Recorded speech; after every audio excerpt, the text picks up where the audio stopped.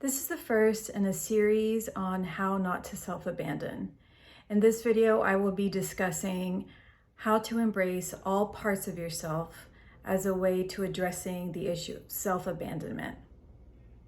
Now, a lot of you might have heard of the shadow, the light, the yin, the yang, the conscious, the subconscious. Now, just as unique individuals walking in this world, we are all subject to the ups and downs of life, the highs, the lows, in varying degrees. None of us get to escape it. And as we get older, there are parts of ourselves, the more acceptable parts, the parts that we give light to, that we give oxygen to, that we tend to live in, internally and externally. So these are the acceptable parts of who we are, whether that acceptance is from your family, from culture, or in some sense from your own sense of self, from your own identity. So you might be a mother, you might be an uncle, you might have gone to college. All these things are identities that are acceptable to you and to your community or the people that you grew up around. However, there's also this part of ourselves, the shade, the shadow, the unconscious, that just by virtue of being complex beings, even though we don't give oxygen to or light to, or we're not really allowed to express those parts of ourselves, still definitely exist.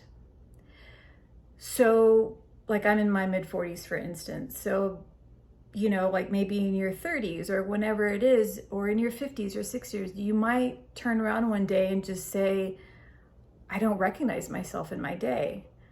You might be walking around still just confirming through your habit of having these more acceptable roles, but then these things that are also a part of you start talking a little louder.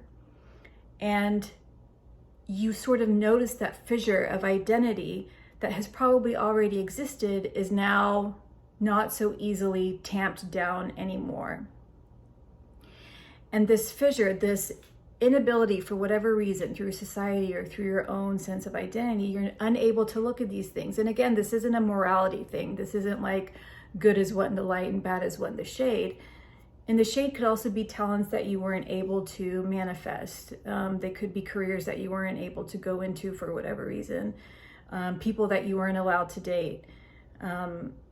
You wanted to be a dancer, but instead you had to do drawing. There can also be more serious things like, addictions. So these are inherently also driving our decisions on a day-to-day basis, but we just don't look at it the same way that we look at, say, our more accepted roles. So you're at a point in your life where you look back and you say, I don't recognize myself in my day. And that's due to not having a way to look at the things in your life all of a sudden now in the light that you were never able to before. Now, on a practical level, this can become a problem because you have your identity sort of fissured. You don't feel like a whole person. You're walking around with maybe 30% of you missing, or you're only walking around with 40% of you.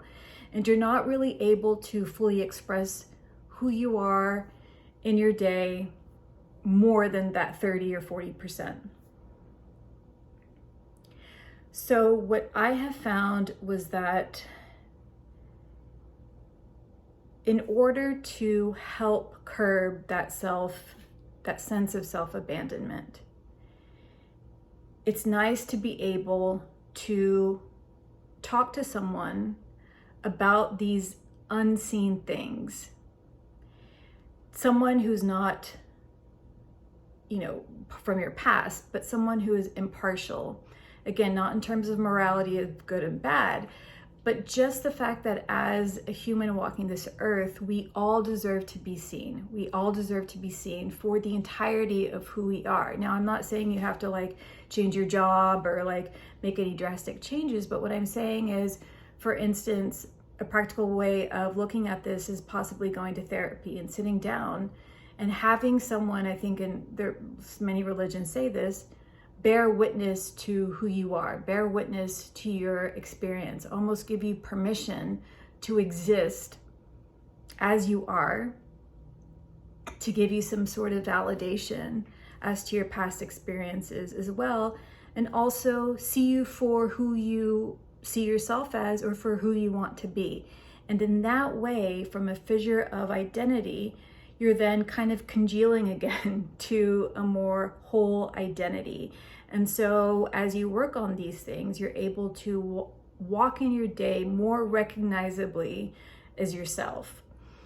And when it comes to the more serious, like addictions, things like that, there's so many, like in the last 5 or 6 years, recovery has become, for better, I think, a much more mainstream topic for people of all backgrounds, all ages. We still have a lot of work to do, but you're seen by people impartially. And it's not that you have to love these things about you that you don't love, like these habits that you feel are out of control, or, you know, embracing all parts of yourself doesn't mean loving every single thing, every part of yourself that you are trying to falsely try to love.